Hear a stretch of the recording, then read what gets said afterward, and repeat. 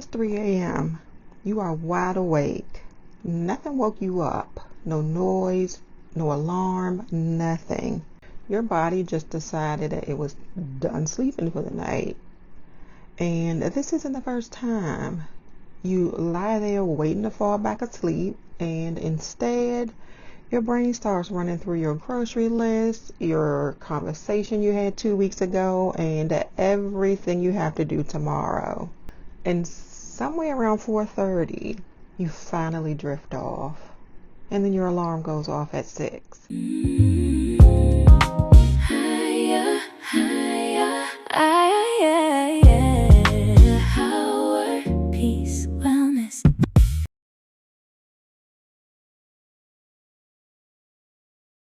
Hello, I'm Denise with Aya Women's Wellness Coaching. I know this personally.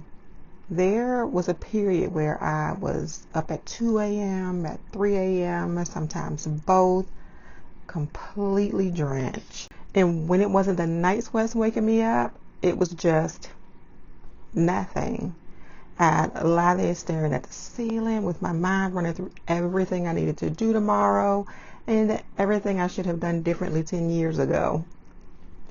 And the nights I did fall asleep without a problem, I still woke up tired. Like I had slept for 8 hours inside a fight. If any of that sounds familiar, I need you to hear this. This is not a you problem. This is a hormone problem, and there's a difference. Here's what actually happens in your body. During perimenopause, your estrogen and progesterone levels don't just decline, they fluctuate. They go up and down unpredictably. And those two hormones are directly involved with regulating your sleep cycle and your body temperature. When they start doing whatever they want, your sleep does the same thing. Research published in 2024 found that more than 40% of perimenopausal women report significant sleep problems. Some studies put that closer to 70%. So if you feel like you haven't slept properly in months, you are in very good company. There are 3 main ways that perimenopause disrupts sleep, and I want to talk about all 3 because they don't all look the same and the solutions aren't the same. First is the night sweats. This is the one people know about. Your estrogen drops, your body's internal thermostat gets confused, and somewhere around 2 or 3 in the morning, you wake up feeling like you are on fire. Some women describe it as a wave of heat that starts in the chest and moves up. Some wake up and their sheets are completely wet. And then comes the fun part, you're cold. So you pull back the covers, and then you're hot again. And by the time your body temperature finally settles, you have been awake for 45 minutes and your sleep cycle is completely disrupted. The second is trouble falling asleep in the first place.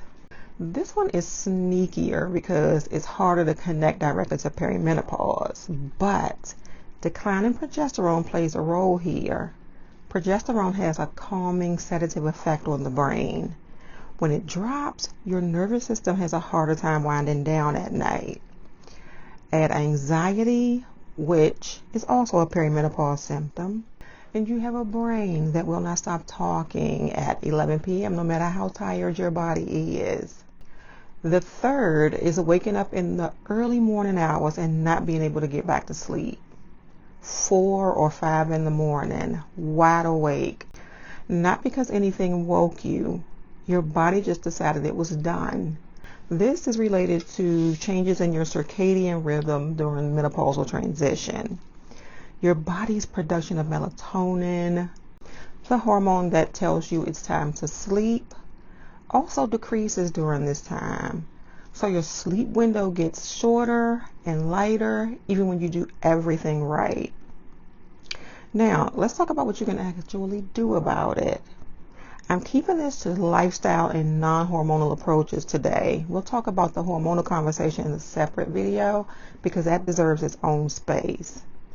The first thing I tell any of my clients is to get serious about your sleep environment. And I mean actually serious, not just cracking a window. Your bedroom temperature should be between 65 and 68 degrees Fahrenheit for optimal sleep. And if night sweats are your main issue, you want it on the cooler end of that. Layer your bedding instead of sleeping under one heavy comforter so you can adjust without fully waking up. Moisture wicking sheets are worth the investment. A small fan pointed at you can help. These are not glamorous solutions, but they work.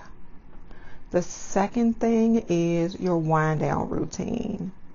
Your nervous system needs a signal that it's time to stop. That signal can't be scrolling on your phone. The blue light from your screen suppresses melatonin production and it tells your brain it's still daytime.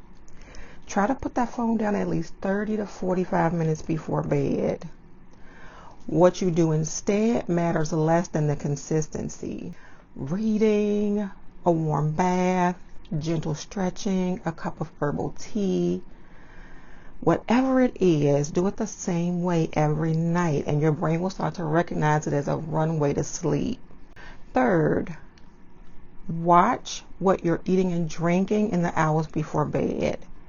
Alcohol feels like it helps you fall asleep, and it absolutely does not help you stay asleep. It fragments your sleep cycles in the second half of the night, which is exactly when perimenopausal women are already vulnerable. Caffeine has a half-life of about 5 to 6 hours, which means that 3 p.m. coffee is still active in your system at 9 p.m. And heavy meals close to your bedtime make your body work when it should be winding down. Fourth, exercise, but timing matters. Current research suggests that exercising within 4 hours of bedtime can actually make sleep worse during perimenopause. Morning or midday workouts are better. This is not because exercise is bad. Exercise is one of the most well-supported non-hormonal interventions for perimenopausal sleep. It's just about when you do it. Fifth, and this one is underused, cognitive behavioral therapy for insomnia, or CBT. This is not therapy in the traditional sense. It's a structured, evidence-based approach designed specifically to address sleep problems. Multiple studies have shown it works for perimenopausal women. You can access it through a therapist, through an app, or through a trained sleep coach. If you've tried everything else and you're still not sleeping, this is worth looking into. There are also some supplements that get a lot of attention in this conversation. Magnesium glycinate before bed helps some women with both sleep quality and muscle tension. Melatonin can help if your issue is falling asleep with a low dose of between 0.5 to 1 milligram, not the 10 milligram gummies that are everywhere. Valerian root and L-theanine show up in the research too. I will say this clearly. Always talk to your provider before adding supplements, especially if you are on any medications, because interactions are real. Here's what I want you to take away from this. Your sleep problems, real. They have a physiological cause. And there are things you can do right now that will make a difference, even if they don't fix everything overnight. Start with your sleep environment and your wind down routine. Those are the two highest leverage changes and they cost you nothing. If you want to talk more about this with women who get it, come find us in the AYA community. The link is in the description. And if your sleep issues are severe enough that lifestyle changes aren't cutting it, that is the conversation to take to your doctor, which is exactly what we're talking about in the next video. If this video helped you, share it with a woman in your life who needs it. And if you haven't subscribed yet, do that now so you don't miss what's coming. Your body is trying to tell you something. This channel is just here to help you translate. I'll see you in the next one. Yeah.